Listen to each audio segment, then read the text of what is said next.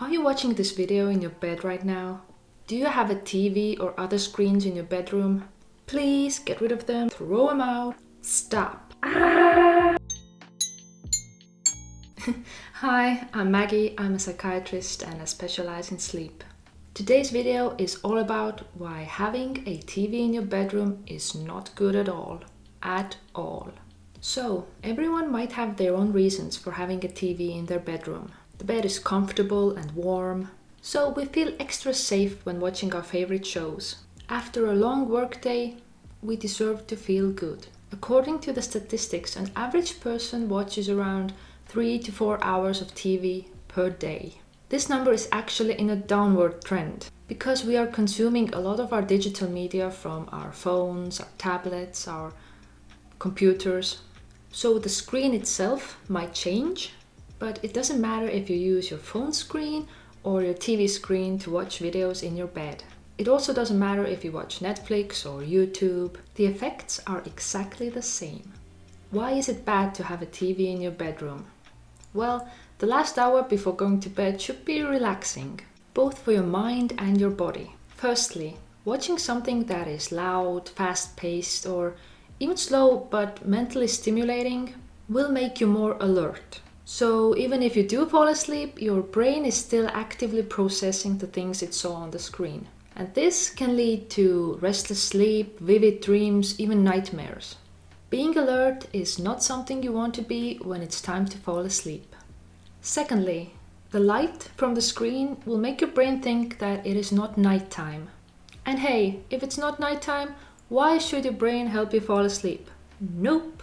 Do not start the production of melatonin, do not fall asleep, do not pass go, and do not collect 200. Thirdly, even when a calming video might help you fall asleep, then leaving the screen on might damage the quality of your sleep.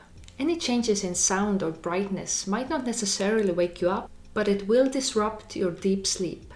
And last but definitely not least, having the TV in your bedroom is making a cognitive change in your brain. Our brains start to associate the bedroom with watching, the news, a sports game, the newest blockbuster, or whatever you're watching. And we lose the association that the bedroom is meant for only sleep and sexual activities. When these cognitive changes have been made, then no wonder we have trouble falling asleep.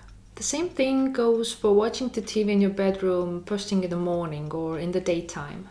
But what do we gain from ditching the TV in our bedrooms? I think it's pretty self-explanatory that by ditching the TV we will get better sleep. You know, falling asleep faster, having better quality sleep, not waking up in the middle of the night, not being tired during the day, being able to focus on things, and many other improvements. As the subject of sleep benefits is so enormous, I will leave it to the next video. It will come out next Thursday right on this channel. So if you want to be the first one to see it, click the subscribe button. Now about me. I don't have a TV in my bedroom. I don't think I've ever had one there. But I am guilty of using my phone in my bedroom. Before bedtime, it's a time to catch up on my favorite YouTubers. But I try to choose the videos that won't hype me up. So I prefer YouTube channels that don't have any loud sounds or noises. And I try to avoid videos with great ideas that will get my mind racing. Recently I have cut down on my phone usage before bedtime, but still before I fall asleep I choose a quiet video. I turn my phone upside down so none of the light will escape and light up my room. And I listen to the video with only one earphone. I find that a calming and familiar sound helps me wind down and fall asleep. Now, listening to these videos hasn't affected my sleep. I still fall asleep in under 15 minutes. But if it would mess with my sleep, I would have to stop. So in a way, I don't advise you to use screens in your bed. But, if it's something comforting to you and you feel it doesn't affect your sleep or your daily activities, then there's no need to start stressing and cutting things out of your life that bring you joy. Just make sure that whatever you are listening to turns off in about 15 to 30 minutes so it won't affect your sleep. Okay, if you do have a TV in your bedroom, what's the next step? I suggest you put the TV somewhere else. Start with just 1 week or a 30-day challenge or detox, because that's what it really is. It's a detox.